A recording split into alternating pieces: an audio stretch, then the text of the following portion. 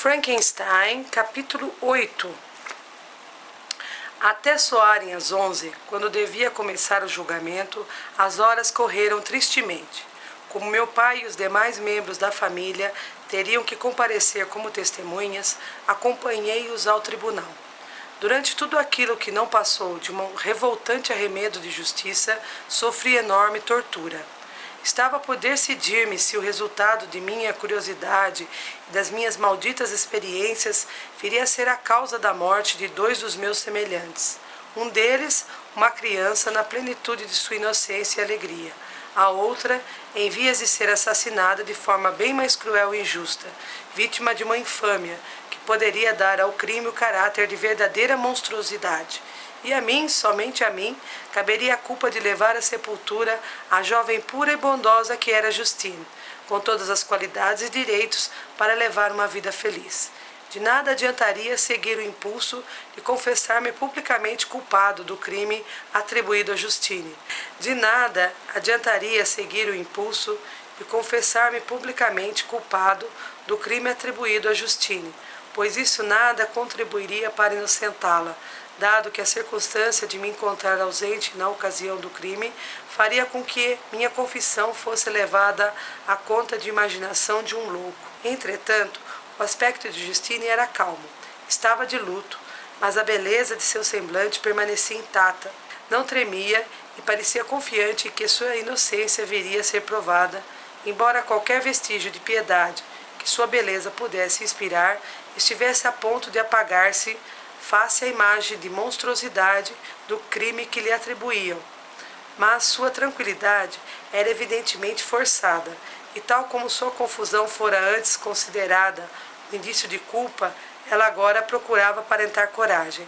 Quando entrou no tribunal, olhou em redor e logo descobriu onde estavam sentados.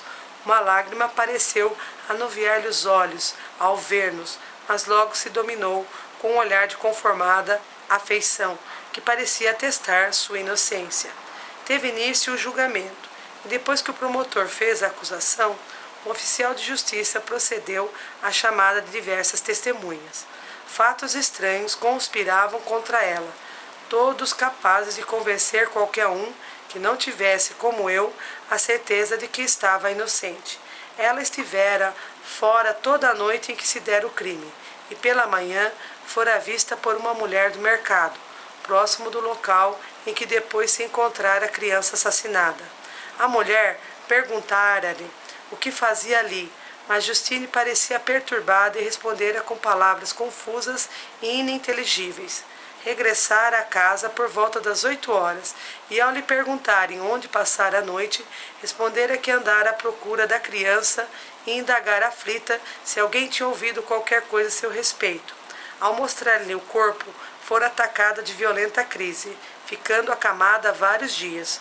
Foi então apresentada a miniatura que o criado encontrara em seu bolso, e quando Elizabeth, com voz sumida, confirmou ser a mesma que uma hora antes de perdida a criança, ela lhe colocara ao pescoço, um murmúrio de horror e indignação percorreu a assistência.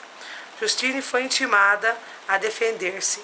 À medida que prosseguia o julgamento, seu rosto se alterava, alternando-se as expressões de surpresa, horror e angústia. Por vezes ela tentava conter as lágrimas, mas quando lhe solicitaram que se defendesse, concentrou as forças e falou em tom audível, se bem que indeciso. Deus sabe que estou inocente, disse ela. Não quero fazer crer que meus protestos me absolvam. Posso dar uma explicação simples e clara dos fatos que foram apresentados contra mim. Espero que a conduta que sempre tive seja levada em conta pelos meus juízes, nos casos em que qualquer circunstância pareça duvidosa ou suspeita. Ela contou então que, com permissão de Elizabeth, passara a tarde em que ocorreu o crime em casa de uma tia em Cluny, aldeia situada a cerca de 1 légua de Genebra. Ao tomar o caminho de volta, cerca das 9 horas, encontraram um homem que lhe perguntara se sabia algo a respeito de uma criança que estava perdida. Inteirando-se de que se tratava de William, ficara alarmada e passara várias horas à procura da criança. Nesse interim, as portas de Genebra se fecharam, sendo ela forçada a permanecer várias horas da noite num celeiro próximo a um chalé, não tendo acordado os donos, embora eles a conhecessem. A maior parte da noite passara ali em vigília. Lá pela madrugada, tendo, ao que pensava, adormecido por alguns minutos, foi despertada por passadas que a perturbaram. Deixara então o refúgio para tentar novamente encontrar meu irmão. Se ela estivera perto do local onde jazia o corpo, fizera-o sem saber. O fato de ter se assustado quando interpelada pela mulher do mercado, nada tinha de surpreendente, pois passara a noite em claro, estava transtornada pela sorte de William, ainda incerta. Com relação ao retrato em miniatura, não sabia o que dizer. Sei, prosseguiu a acusada, quanto este detalhe pesa contra mim, mas não tenho como explicá-lo. Posso antes fazer conjecturas sobre a probabilidade de ter sido a miniatura colocada em meu bolso, mas nesse ponto fico desorientada. Creio que não tenho um único inimigo e ninguém por certo seria tão cruel a ponto de acusar-me por pura perversidade. Foi o assassino quem o pôs ali? Não sei de nenhuma oportunidade que tivesse para fazê-lo. Ou se houvesse, por que teria roubado a joia para tão prontamente desfazer-se dela? Confio em minha causa à justiça dos que me julgam, mas não tenho esperanças. Peço permissão para que algumas testemunhas sejam ouvidas a respeito de meu caráter, e se seu testemunho não afastar minha suposta culpa, devo ser condenado, embora empenhe a salvação de minha alma por minha inocência. Das várias testemunhas que foram enumeradas, que a conheciam desde muitos anos e poderiam prestar boas informações a seu respeito, umas pelo medo e outras pela abominação do crime e que a supunham culpada, sentiram-se desencorajadas a apresentar-se. Foi então que Elizabeth, sentindo que o último recurso da excelência do caráter e da boa conduta de Justine estava a ponto de faltar-lhe, resolveu interceder e, embora em estado de extrema agitação, pediu permissão para dirigir-se ao tribunal.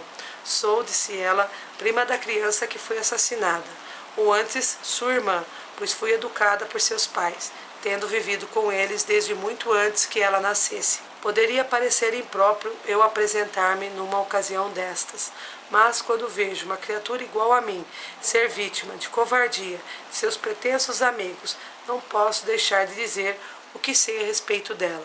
Estou muito familiarizada com a acusada. Moramos sob o mesmo teto. Uma ocasião durante 5 anos e outra quase 2. Ela sempre me pareceu a melhor das criaturas. Tratou de minha tia, Madame Frankenstein, por ocasião de sua enfermidade, com o máximo carinho e dedicação. Depois disso, assistiu sua própria mãe durante uma enfermidade penosa, com tal desvelo que despertou a admiração de quantos a conheceram.